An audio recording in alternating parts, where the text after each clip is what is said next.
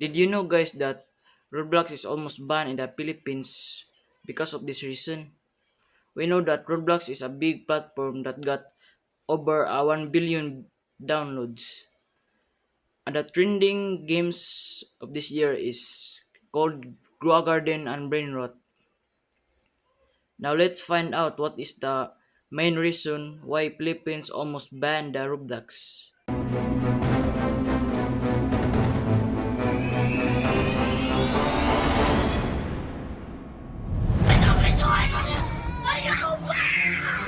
Ang batang ito, walang patid ang pag-iyak.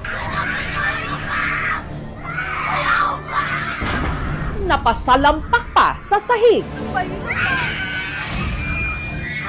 Ang punot dulo ng kanyang tantrums o pag-aalboroto.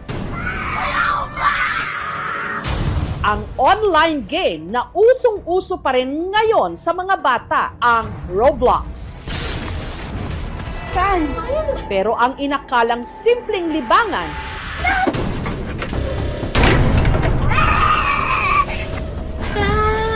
sakit ng ulo ngayon ng ilang mga magulang. Kukunin niya po cellphone, nadulas po siya, bali po yung kamay niya. 180,000. You heard that, guys? His student spend his money just for this game.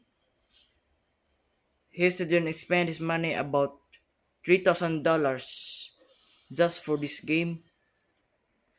Now this is the first reason why Philippines almost banned Roblox. Didak, hindi ko na alam kung makukulong ako anytime dahil sa utang na hindi mo naman ginusto. Hindi ko po mapipigilan mapaglaro. Hinahanap-hanap po po. Pagka hindi po siya nakakapaglaro, para siyang lalagnatin. Adik na po kaka-Roblox. Hanggang saan nga ba dapat ang laro at kailan ito nagiging adiksyon? Uy, grabe.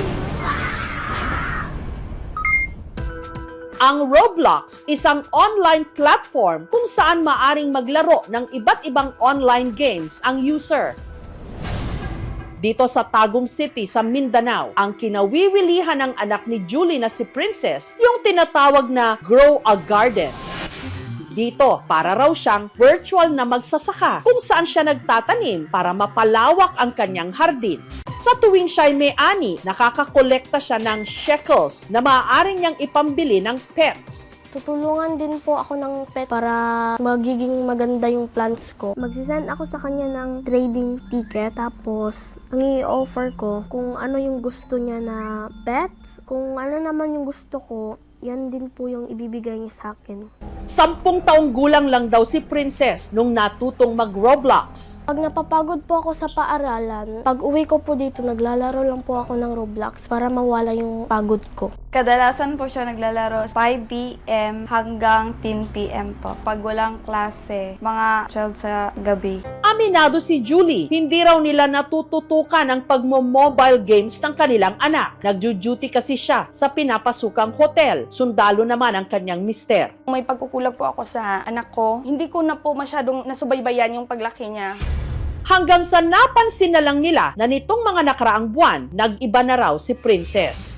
Di na siya mapag-utusan, palagi siyang galit, palaging sumasagot. Hindi na siya masyadong active sa school, nag-a-absent na siya ngayon. Nag-aalala po ako sa anak ko. Para madisiplina, kinumpis ka ni Julie ang cellphone ng anak. Umahanap siya ng paraan para makapaglaro. Humihiram siya ng cellphone sa kuya niya at saka sa pinsan niya. Ayoko pong tumigil kasi gusto ko pa pong maglaro. Kapag hindi ako naglalaro ng Roblox, medyo boring po kasi.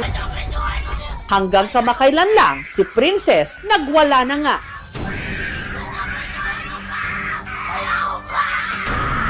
Naiinis po kasi ako noon. Na-scam po kasi ako sa Grow a Garden. Makikipag-trade o makikipagpalit daw sana siya noon ng pet sa isang player. Yung ibibigay niya sa akin, raccoon. Binigay ko naman sa kanya yung DF. Isa yun sa pinakamagandang pet. Yung binigay niya sa akin, Golden Lab, yung aso lang na sheep.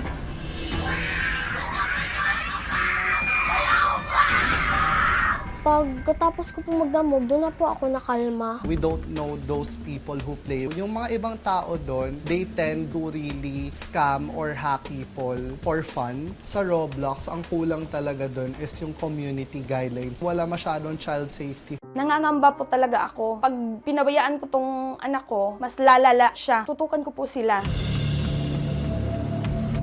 Ang anak naman ni Rose na si Carla, hindi pa rin maawat sa pagkalikot ng kanyang cellphone kahit bali na ang kanyang kamay na nadisgrasya sa paglalaro rin ng mobile game. Nagmamadali po siya makababa. Kukunin niya po cellphone, nadulas po siya. Black eye yung mukha niya, bali po yung kamay niya. Pero yung cellphone po talaga, ma'am, hindi niya binitawan. Binakalan po yung kamay niya. Inabot din po ng 60,000 po. Ang cellphone ni Carla, birthday gift ni Rose sa kanyang anak. Cellphone na po hanggang mga 10 or 11 ng gabi. Addict na po kaka-Roblox. Punta po ako sa garden ko po. Tatanim ko po yung seed. Maghanap po ako ng mga seed. Tatanim ko po siya dito. Pag naglalaro po ako masaya. Parang totoo na po yung nangyayari. Masipag po siya dati. Madali po siyang utusan. Kaya lang si wait po siya ngayon. Pagka inutusan mo, marami pong katwiran. Hindi po natatapos yung assignment niya. Wala pong review talaga pag exam. Bumaba po yung ranking niya. Dating top 2 siya. Ngayon top 10 na lang po. Naging mainiti na rin daw ang ulo ng kanyang anak. Uy, grabe! Nagwawala po yan pag ginawa ng cellphone. Lumalaban siya sa atin. Nagiging mas panganay po yung dating niya sa aming dalawa po kasi siya ang minsan nasusunod. Kinuhaan po siya ng cellphone dahil naglalaro siya. Nagwala po. Inano po niya to. Sinuntok po niya. Kaya ito, sira po yan. Sa lakas po, ginanon po niya. Uy, grabe! Ano yung dahilan? Naglalag po. Tsaka minsan po walang signal. Kaya po ako nagagalit. Depensa naman ni Carla, sa paglalaro ng mobile games daw niya inuubos ang oras niya dahil sa labas, binubuli raw siya. Nasasaktan din po. Kaya po ako naglalaro para po di ko na din po maisip.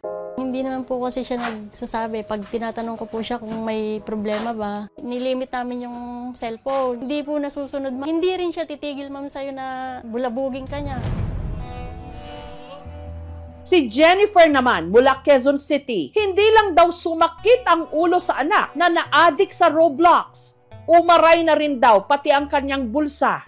Dahil kasi sa kalalaro ng mobile games ng 11 anyos niyang anak na si Romel, aksidente nitong nagastos ang laman ng kanyang e-wallet. 180,000 po. Nadidak po. Nakalink po kasi yun sa cellphone ko. Pagka naka-idlip na po ako nun, kukunin niya na yan. Maghapon na siya mag-Roblox. Ang paboritong laro ni Romel, ang fighting game na The Strongest Battlegrounds. Sa larong ito, kailangang talunin ni Romel ang kanyang mga kalaban para makausad sa susunod na level. Para madali niya itong magawa, pwede siyang bumili ng Robux na maaari niyang gamitin para makabili ng accessories para sa kanyang character. Ito po ang binibili kong accessories. Ito yung aura. Para mas lumakas siya po. Lumagdag yung damage. 99 Robux po. 119. Habang tulog ako, sige siya pindot ng pindot, doon na po, nadideduct. Hanggang sa ang nagastos ni Romel, umabot na ng 180,000 pesos. Kala ko po hindi totoong pera. Yung pera po doon, utang po yun. Hindi pa rin po namin nababayaran. Ngayon po tumubo na 420,000. Hindi ko na alam kung makukulong ako anytime. Dahil sa utang na hindi mo namang ginusto. Mabigat. Sobra. Hindi ko inaasam na aabot ako sa ganitong point na halos mababawan ako sa utang. Pero kahit ganito na raw ang nangyari, hindi pa rin daw matigil sa pagro-Roblox ang kanyang anak. Kahit anong tago mo po ng cellphone, talagang kaya niyang hanapin. Hindi ko na talaga makontrol Hinahanap-hanap po po. Hindi ko po mapipigilan mapaglaro. Para matulungan ang mga pamilya sa kanilang problema, sinamahan sila ng aming team sa isang child psychologist. Si Carla, hindi pa ganon kalala pero kinakailangan na ng intervention. Si Romel, posibleng meron na raw mobile game addiction. Ang addiction kasi, ito na yung may mga bagay na gini-give up na niya, gumagastos para lamang may panglaro. Kinakailangan ma-realize ng bata na mali yung ginawa niya by taking out yung pinakagusto niya. Ano yun? Yung gadget. Kinakailangan bantayan, tutukan ang ating mga anak. Kailangan ko rin na hatiin yung oras na bigyan pansin yung mga anak ko, hindi puro na hanap buhay. Samantala, nagbahagi rin ng pahayag ang management ng Roblox sa kanilang YouTube channel. We all want to keep Roblox safe. And we will continue to evolve our policies and our products to respond to new threat vectors and new forms of abuse. Yung paglalaro ng gadget ay hindi naman masama. Kinakailangan lang hindi napakahabang oras. May mga doktor na nagsasabi dapat 30 minutes lang. It might be like a stress reliever for some, pero lahat ng sobra masama.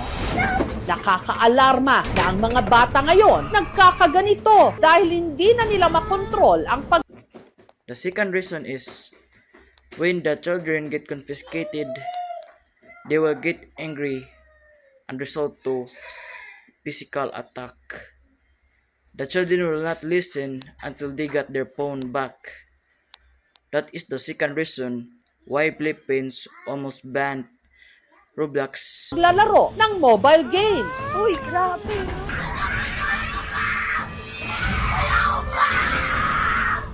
Matinding pagbabantay ng magulang ang kailangan para maipadama nila sa kanilang mga anak na higit sa anumang level at puntos, pagmamahal at paggabay pa rin ang pinakamahalagang reward.